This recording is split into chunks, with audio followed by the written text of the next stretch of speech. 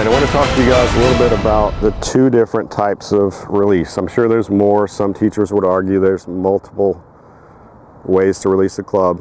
But I want to talk about the two prevalent ways, okay? So when I was growing up, and I have a lot of respect for the people who helped me learn the game, but I was taught the old, what I think is the Scottish influence roll release, where you intentionally roll the forearms around and you get to that spot where they call toe up on this side of the ball, okay?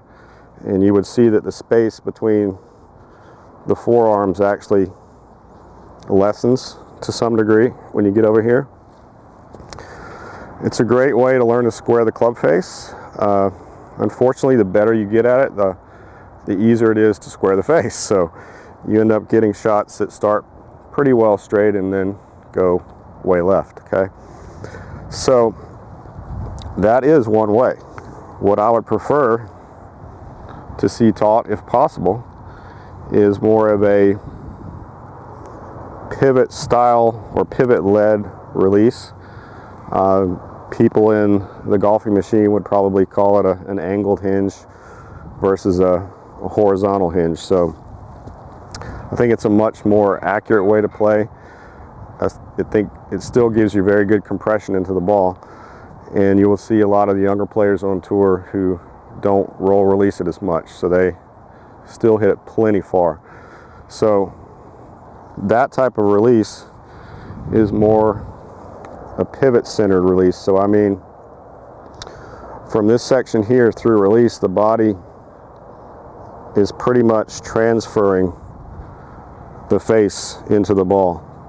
So there's no independent action of wrist rolling or forearms rolling or hands rolling, whatever you want to call it. It's just a simple turn, okay? It's a turn through and the ball gets in the way. And so I think that's a much more stable way to play, especially after you learn the basics of the game and how to hit the ball.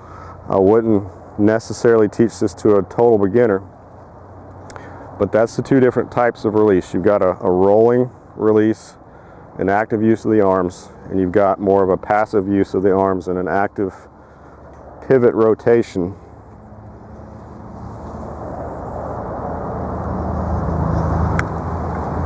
Where you can keep that shaft lean. That's also why I think the roll release can be dangerous. Like I said, the faster you get at it, the better you are at it, and you start rolling that shaft, you're going to end up with a grip into the club behind the ball a lot of times, the faster you get at it. So then you have to start playing the ball more back so that you can time this thing. So just remember, if you're going to use a rolling release, the better you get at it, the more you're going to start having this danger of losing the shaft lean, because as you're twisting this, you're going to end up doing this, okay? Unless you're just phenomenally gifted where you can roll this thing and still keep it out front. But that requires an even higher level of timing. So I would encourage you to start hitting little pitch shots with this body style type release, where you feel that,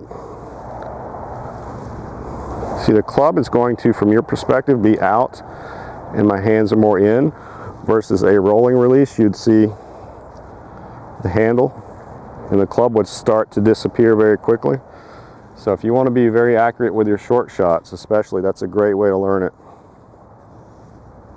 And I want you to learn to release more with your body and less with your arms and hands, okay? So something like this, just a little shot.